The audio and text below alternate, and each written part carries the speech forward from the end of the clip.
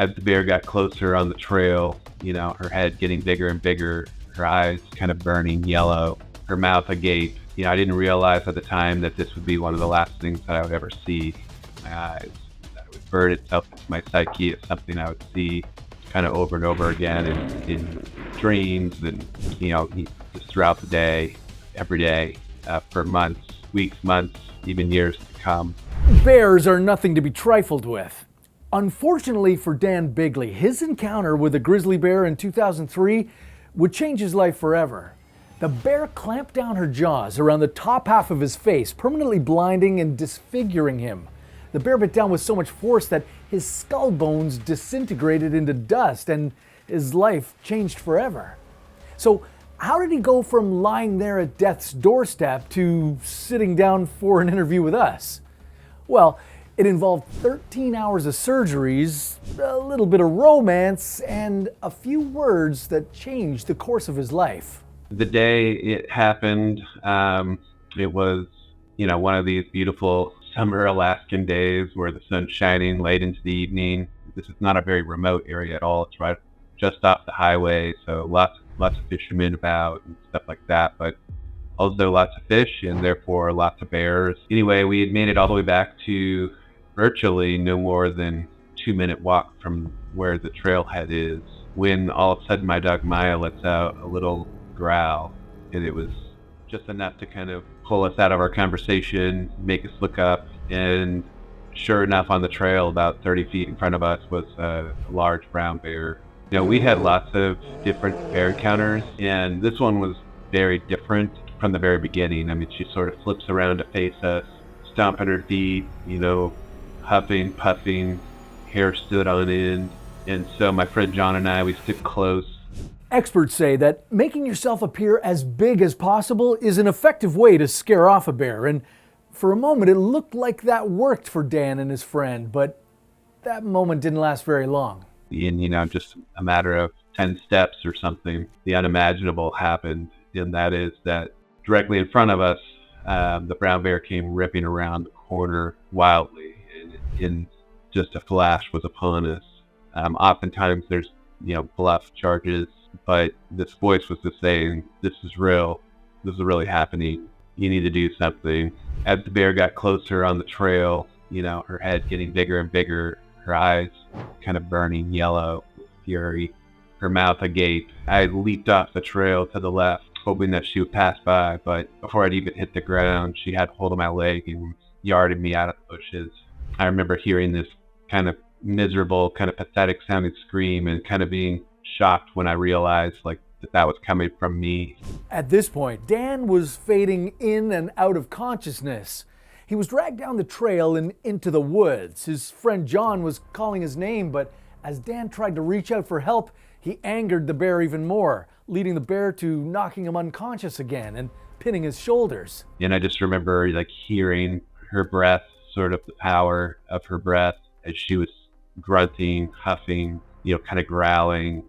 And then she delivered what I kind of refer to as the death blow. Yeah, the bear bit down on Dan's face. Now, a grizzly bear's jaw is capable of biting with a strength of 975 pounds per square inch, which is enough strength to crush a bowling ball.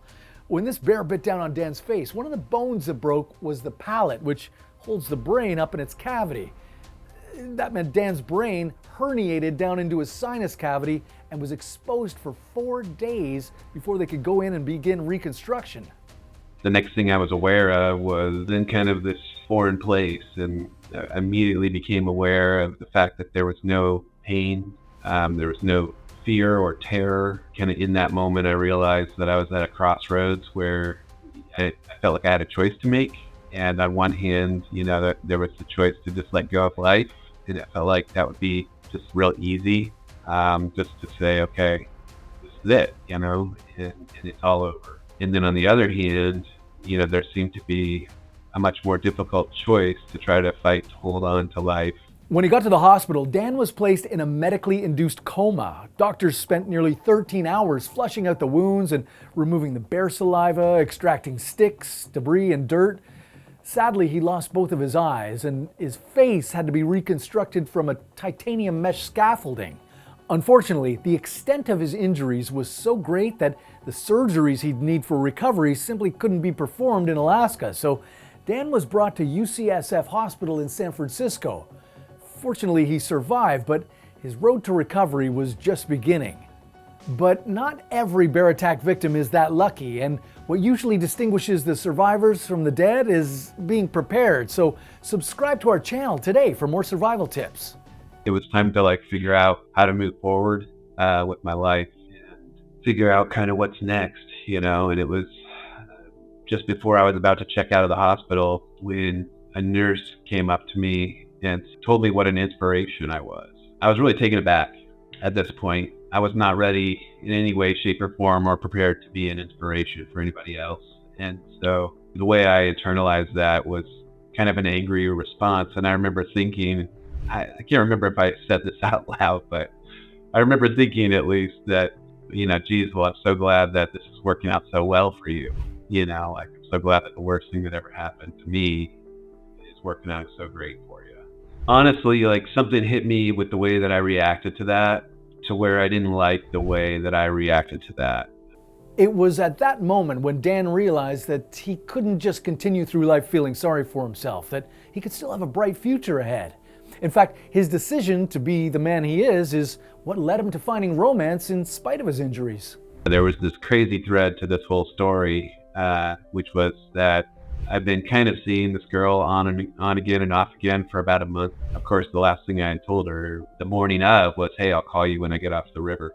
So for her, I'm sure she thought initially just what a jerk, he didn't call.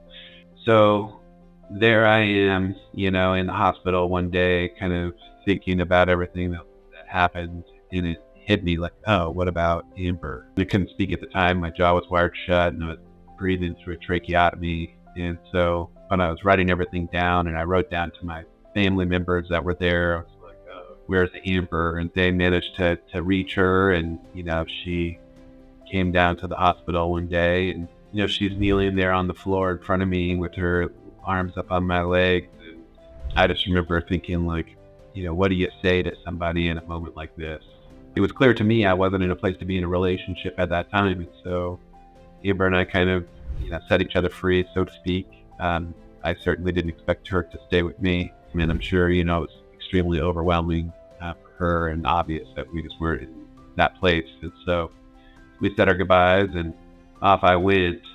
But Dan and Amber's story didn't end there. Amber never stopped talking about Dan, even in her next relationship.